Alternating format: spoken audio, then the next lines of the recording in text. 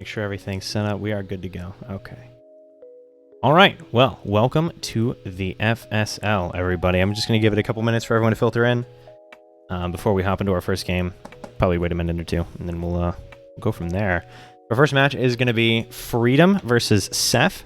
So it's a Diamond 2 Terran, I believe, versus a Diamond 3. I want to say Zerg. Let me see.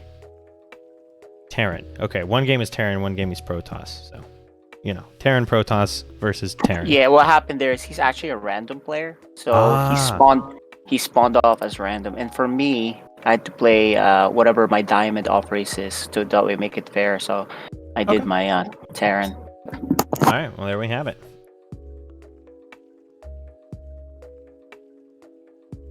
Okay, I think get rid of that for now. There we go. Professionalism. Alright, we'll go ahead and hop into the first replay, as these first games will be cast from replay, and then the rest of them will be live. Let's hop in.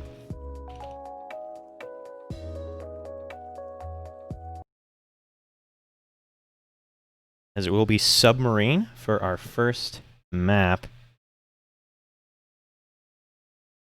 We are loading in. Here we go. So, in the bottom right-hand side of Submarine, the purple, or sorry, goodness colors, orange Protoss player from Storm Gaming. It is Seth. And in the upper left-hand side, the red Terran, also from Storm. It is Freedom, or Freedom. Slightly longer E on there. Seth looks like he's going to be walling in that high ground a little bit to deny some Reapers. And KJ with the host, thank you very much. As KJ is opting, or Freedom, I should say, is opting for the gas first. No proxy racks or anything. Obviously, he is playing versus a random player, so don't really know if proxy's going to be good or not. Although I guess, you know, proxy racks can be good against all three races, but not as much. Nonetheless, let's turn the music down a little bit. I do apologize for that. Ooh, very loud music. And make sure this is set right for observing. We're all good to go. Forgot it pauses the replay. Alright. So, Diamond level, Terran versus Protoss here. Expect to see some decently clean builds. And some good macro as well. KJ is going out for that scout. Seth, in a pretty quick second pylon, is a random player, of course, rolling Protoss this time around. Freedom will come in for the scout. As that gateway's finishing up, should see a Cybernetics core and potentially a Nexus in the near future. The camera's off currently. I was going to have it off during games, but, you know, either way. Thank you for the follow, Edmund Sean. And Seth making sure he can get that gas down by blocking the SCV. Who knows if Freedom would have blocked it given the chance. As on Freedom's side of the map, thank you very much for the follow, Box of DarkMenace. I'm just going to shout those out after the games from here on out. But anyways, we do see a Nexus going down and an eBay block. This is Diamond level. This is from the FSL, Family StarCraft League. Or Family Star League? I don't know. So not quite GM, but we're getting there. Reaper is coming across the map. The Cyber Core is done. Okay, there it is. So we do see a Twilight Council. No unit being produced to deal with this Reaper or to knock down that engineering base. So it's going to be a very late expansion out of Seth. Reaper does come in. As a Zealot is on the way. On KJ's side of the map already has a bunker done. Marine ready to hop in there, but there aren't really any units to worry about yet. Good probe micro thus far. Not really losing anything. Did lose the probe at the front, but that's to be expected. The Zealot will push away the Reaper of Freedom as he is throwing down his factory. Looks like he's going to be opting for some Hellions potentially. Did you see? Oh no. Young probe, we hardly knew ye. And Stalkers on the way out. Do have the double gate. It's going to be charged, actually. A very good probe pull. May be able to get the Reaper. There we go. Reaper is down, but a full scout does go off. Hello, Lively Boy.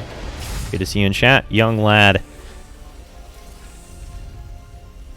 And second gas going down. We do see a starport. Actually not opting for any Hellions. This is going to be marine production, potentially tanks off of that factory instead. We'll finally get to the point where we'll be able to see an expansion come down for our Protoss player as Warp Gate finishing up.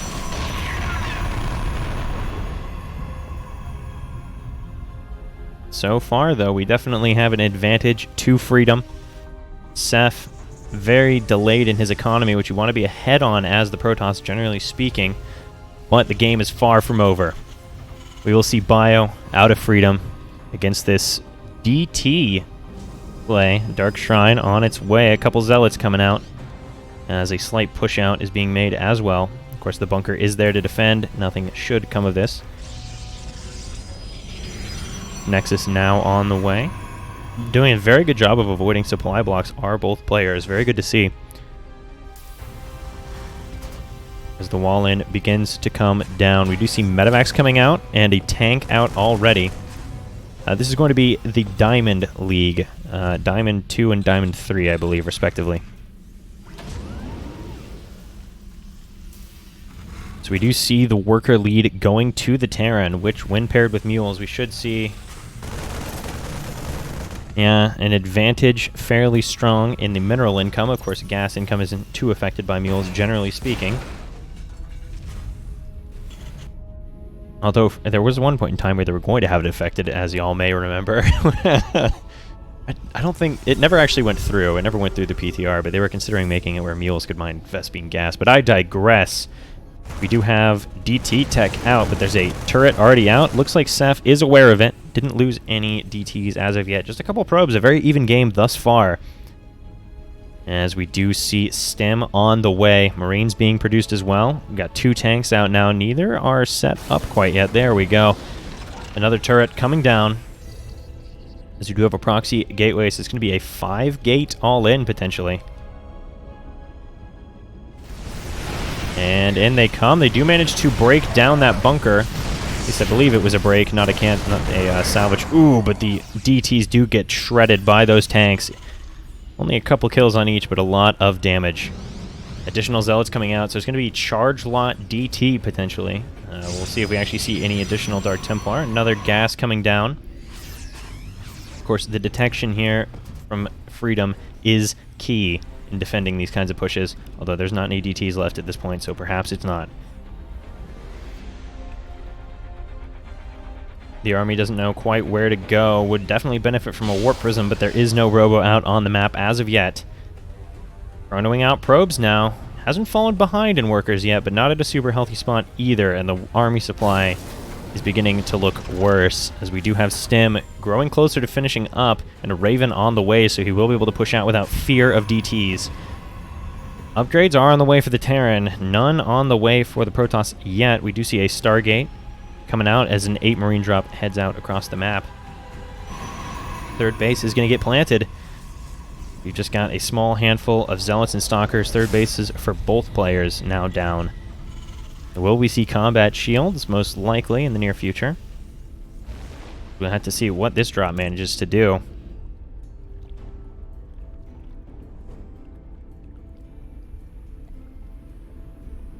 Cruising out are the Marines. There is a good spotter pylon out of Seth here.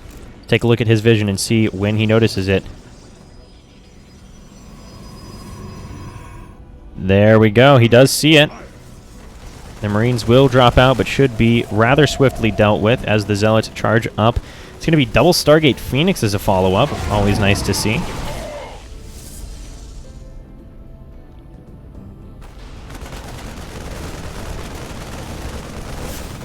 You will have to check with KJ Freedom on that.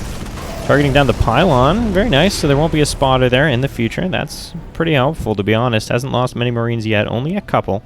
But there are Phoenixes out now, which means this needs to get out of here, or else it will die. Potentially run over here and drop the Marines out just long enough to kill that first Phoenix. Boost is off cooldown. Oh, but dropping out here. The Zealots do slaughter Back on Freedom's side of the map, the third CC is finished up, +1, nearing completion as well. And he did, I believe, scout both. Yes, does see the 2 Stargates, so should know that Phoenix are on the way out. We do have a 4th base already coming down as well. An additional barracks slapping down as well, going up to 6 racks.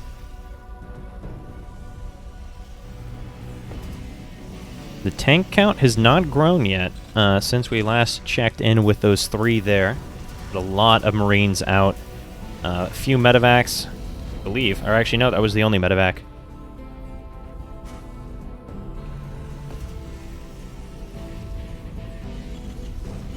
Medevacs are coming out now as we have 2 Ravens, which will be good for disabling Void Rays.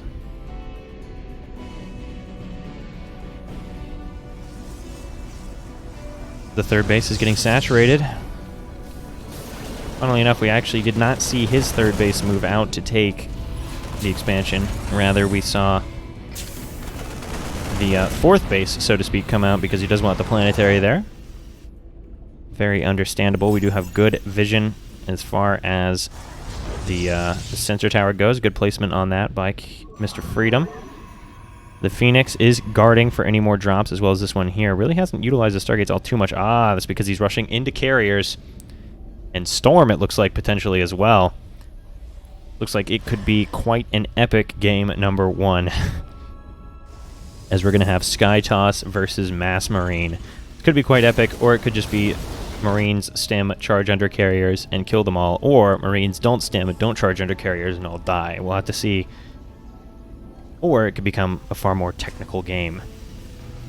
We do see the third base fully saturated, planetary done, taking those extra gases. As 3 mules at a time will be able to be dropped, which means this should be... And there is a significant mineral advantage still to Freedom. However, with Seth going for carriers, that's to be expected. Largely because carriers don't really care about your minerals all too much. They need gas far more so. I'm not actually sure if you can do 3. You can probably do... Yeah, you should be able to do 3 Stargate carrier. So it looks like it may be something along the lines of carrier charge lot with some Storm in the back as well. Which is a very strong composition against Marines. I mean, if the Marines get stormed, they're just dead.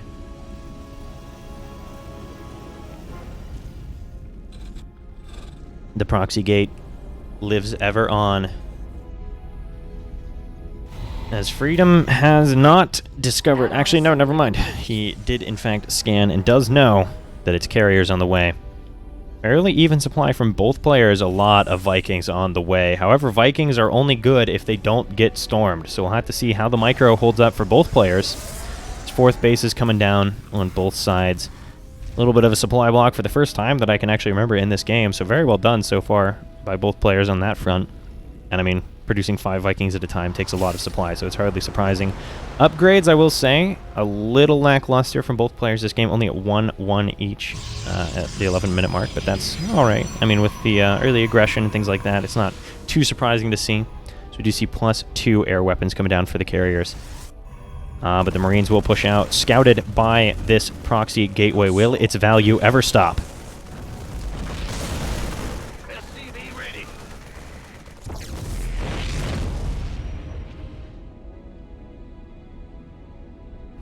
The tension between these two forces is great. I'm not actually sure who would win, the Pylon or the Marines, but we won't find out today. Seth is pushing out. Obviously, bases not mirroring each other, so to speak, or they are mirroring each other, which means they're farther away, so it's going to be harder to pull off any direct aggression in that sense. Because both players are approaching maxed out.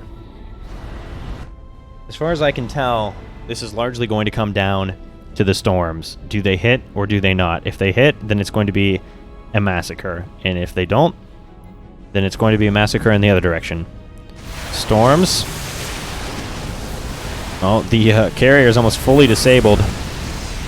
Oh, but good feedbacks on the Ravens to deny any additional Raven usage. And it's down to only 1 Viking left there. We do have 5 more being pumped out with 6 out somewhere else on the map. There they come. But this is a scary Protoss push. There is a planetary. And a veritable heck whack of Marines. turrets will be taken out first, as we've got 5 carriers. Not actually that great of a carrier count as of yet. Oh, and he's targeting down the siege tanks so that the High Templar can move in and storm freely, and storm freely they shall, but oh my gosh, this Marine flank. Oh, but the storms! Massive damage on both sides, but it does look like Freedom comes out ahead, having maintained his economy as well, and with a great army supply advantage at this point. There are 3 carriers out with 4 more on the way, but carriers take a long time to build, and they need storms underneath. No High Templar on the way out as of yet.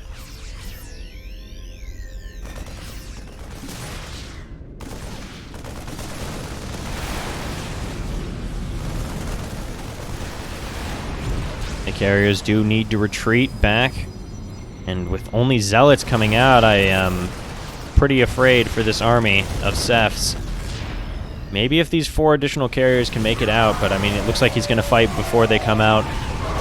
These are very low HP Marines because he's only been producing Vikings, which means every stem is very costly.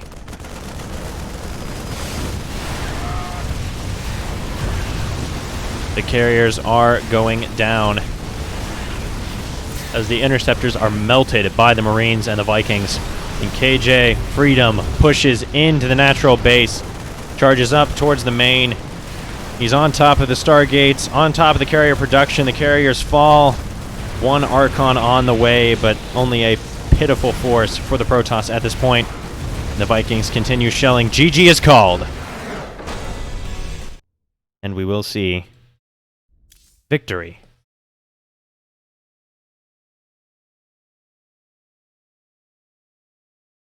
For KJ, Freedom, in game number 1. However, it's not over. We will hop directly in to our next game of this best of 3. Will Ceph be able to pull it back? We saw some good macro plays there. Carriers, Storm, other things. But let's hop in to game number 2. This is not live, but every series hereafter shall be. As in the upper right-hand corner, in the orange from Storm, it is Ceph. Now Terran, not Protoss. Don't get it confused. Also Terran, not switching it up. It is, from Storm, Freedom. So, we're going to have a proxy out of Ceph. This is a TVT now, rather than a TVP, as Ceph is a random player. Freedom, of course, not sure what race he's playing against as of yet. So this proxy could hit a little bit hard. Ceph, of course, has the advantage of knowing exactly what race his opponent is, as is how that works. Go figure. Oh. Oh, is it going to be barracks at home and proxy barracks then? Seems it might be. Yeah, so we are going to have double Rex. 1 at home, 1 proxied. The scout coming out. Thing is, will KJ be able to recognize? Will Freedom, I'm sorry. Will Freedom be able to recognize? I keep saying that. Will he be able to recognize that there's something off about the worker count or the timing of the buildings in the main base to indicate that there would be a proxy elsewhere? It's a hard thing to figure out. The immediate second supply depot coming down for Ceph to deny the scout.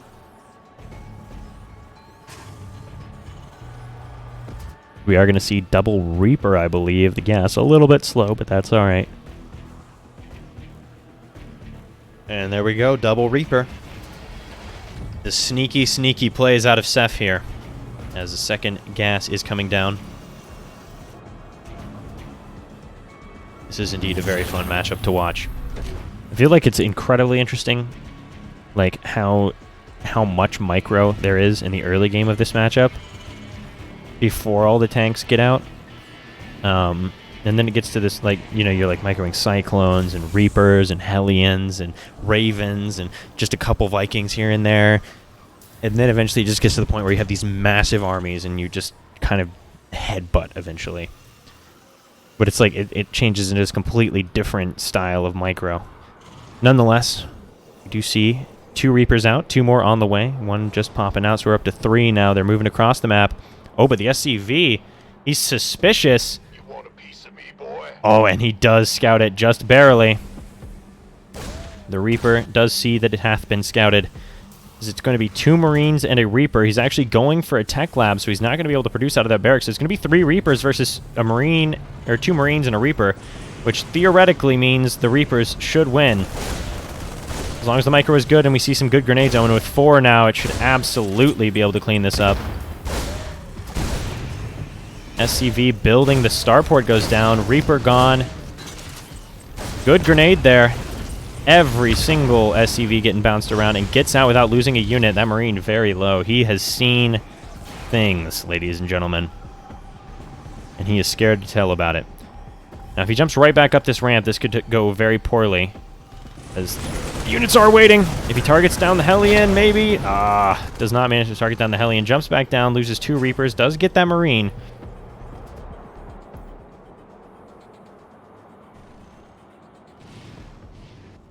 Well, he's not going to see anything else at this point, as he is that little blood spatter on the ground right there. That's what's left of him. That's his story right there. We do have a medevac on the way out for some micro, perhaps worried about a cyclone coming out from his opponent. We'll want to be able to break the lock-ons. Do actually have a natural base coming down for Seth, so only going to try and soft contain his opponent while getting the macro advantage. Will he be able to? Tanks coming out. It's going to be rather hard to deal with tanks with pure Reaper. Though not impossible. I've seen some pretty interesting things happen with Reaper grenades. Hellions do come out. Unless they're microed very quickly, they'll fall incredibly quickly to these Reapers, and one does fall. And this HP on these Reapers is not real damage unless you capitalize on it very quickly, as they will just regen, and we see that happening right now. Reapers are half Zerg. They regen. And we do have a tank out for both players now. Sieging up. Hopefully, I imagine he's hoping that he'll be able to pull the Reapers into the firing range of that tank. Freedom with the supply lead in the army. Worker count's fairly even. I do have that as a redeemable award on channel points on my channel, so you could have that happen. He's desperately trying to pull these Reapers into the siege tank range. Does manage to get one there. But, I mean, overall, a fairly good trade for Seth here. Killing a few Marines here and there, not losing too many Reapers. I think it's been 2 Reapers down? 3. Oh, actually, he hasn't killed as many Marines as I thought. Still, fairly even trades overall. This Liberator is where problems could start to form, as Reapers notoriously hate shooting at sky things.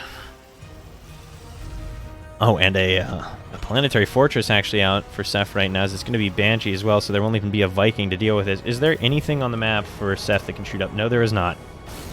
And there's nothing building either.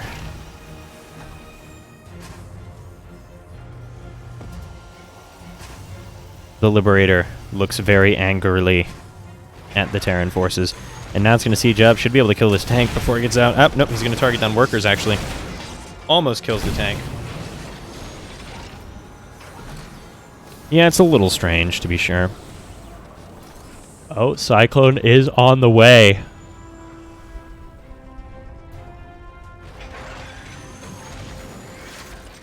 And we are now playing tag, I guess. I don't know. We're playing something. Oh, an 8 Marine drop coming in for Freedom as well. Going to absolutely dunk on that supply depot. The Liberator does go down, but it denied a lot of mining, killed a couple SCVs, I believe. And this Marine drop should do quite a bit of damage. Manages to break the lock-on as well, and the medevac will lose all the Marines for it.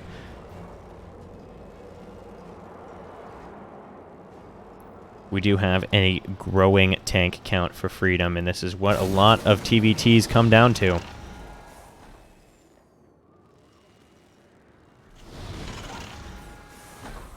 Currently, Freedom is quite ahead. Oh, actually, well, I mean, with the proxy base, definitely comeback potential for Seth. Watch this barracks happen to float in the direction of this, so these Marines find that base.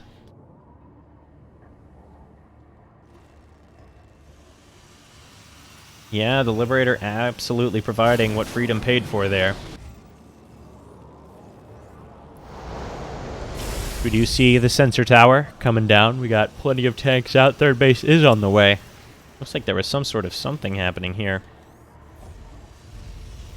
as these gases are not properly filled. I think Freedom did pull his workers or something. I missed that. We do have a Banshee. Perhaps that was a Banshee that went out? Is there a dead Banshee? No, there's not. I'm not sure then. We have a couple Reapers going out as well. This barracks scouting. But this sensor tower should scout the Banshee unless it's cloaked as it goes in, but I don't believe cloak is going to be. Yeah, it's not on the way. So that won't be an option.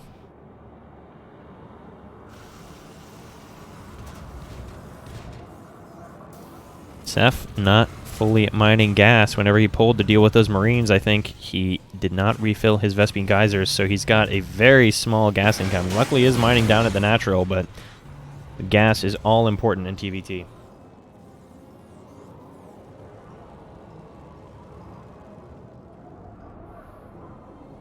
Oh, and this Viking is going to scout the proxy base. Let's see KJ's reaction. Freedom's reaction. Third base is done. Floating out to location. We could use some help here. SCV ready.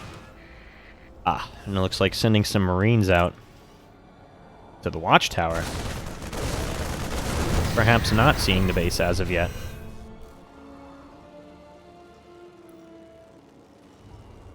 $20 out of 10. Definitely needs to refill those gases and pull some down to the natural soon.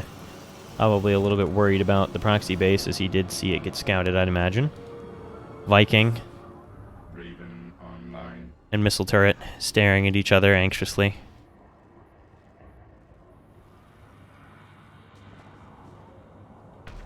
This Reaper should now get cleaned up. We do see +1 finishing up on the side of Freedom. They still quite significant army supply advantage. Opting to not do anything about the proxy base as of yet, actually. Still, though, up in workers, even in spite of said proxy base. A little bit of supply block coming down, floating a little bit. That's all right. We see double armory, so it's going to be mech versus bio.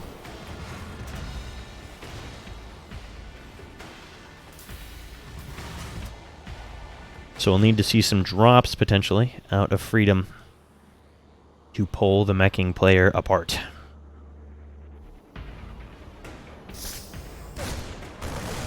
Tim's forward, takes out that Reaper, and is going to be able to kill this barracks in time. Won't actually take too long with 3 Marines, but once Stem wears off, it'll of course take a little bit longer, but no big deal. The Marines don't have anywhere to be. Their date already canceled on them. Is that a Zerg symbol inside? Oh, I guess, yeah, that's cool. Yeah, the logo shows up inside.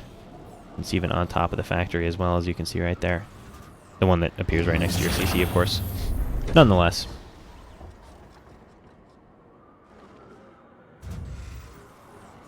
Lots of turrets coming out, playing a very defensive game. But these 3 Marines are going to wreak havoc on these SC... Oh, never mind, there's a Cyclone here. These Marines are not going to do much at all. Cyclones are better than 3 Marines. You heard it here first, folks. Upgrade advantage is going to Freedom, of course, as 2-2 is on the way, while 1-1 is on the way for the meching player. But also, upgrades are slightly less important as the mech player.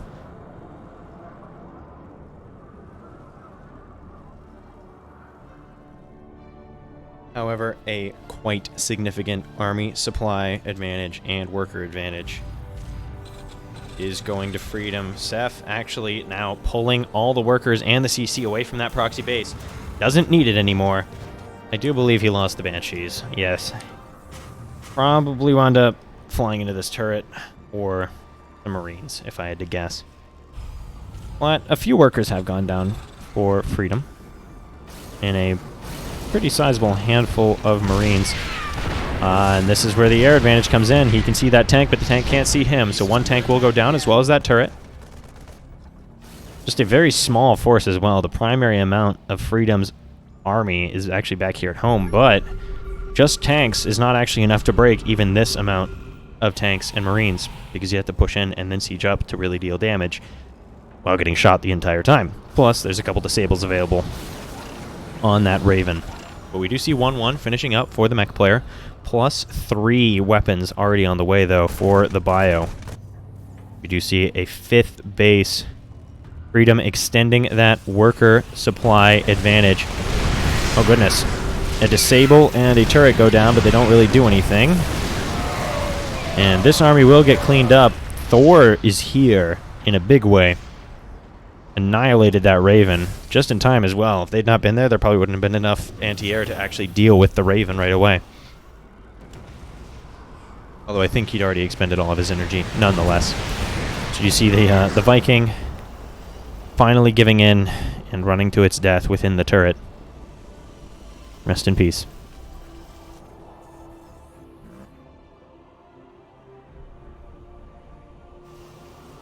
The Marines are now pushing out as we see a Liberator transition against Thors. That's a pretty good choice. Interesting, he was going for a barracks to wall off there, but there was already a Hellion in the way.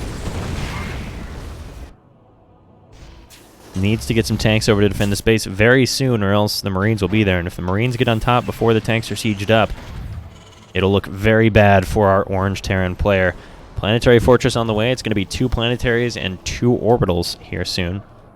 We do see the 5th base finished up, and a 6th base actually floated out now. So, pretty heavily oversaturated here, but a very strong economy nonetheless out for Freedom. Tanks are pushing in, but these are quite far forward, which means if these Marines micro-win well, they could clean these up while only losing a couple Marines. May not opt to go for it at all. Ooh, not stimming before going in. That's okay. We'll lose a handful of Marines. Ooh, but I'm not sure that these can take out the Planetary. Planetary will actually go down because there's no repairs available. Want a lot of Marines going down. I think this is still a worthy trade, especially with the economy advantage. Still up in supply is Freedom.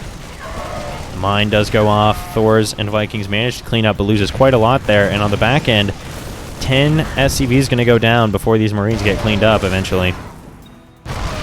Very good multi-prong out of Freedom here.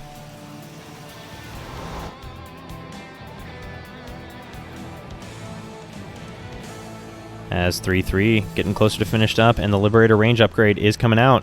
We've already got... Wait, what happened to the Liberators? Did they get canceled? Or killed? Oh, they must have gotten killed. Uh-oh. What button did I hit? Oh, I just hit pause. My bad. So the Liberators did go down, but 3 more on the way.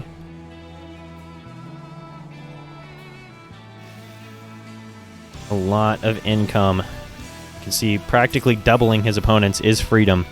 The gas income not quite as bad, which obviously with tanks, that's what you care most about, but still not great. Being behind it all is unfortunate.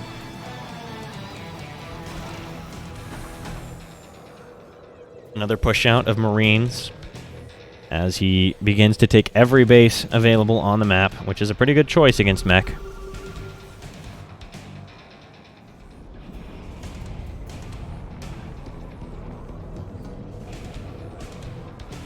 Yeah, Seth definitely could benefit from spending his mineral bank, even if it was just on a few extra CCs for some more mules, something like that.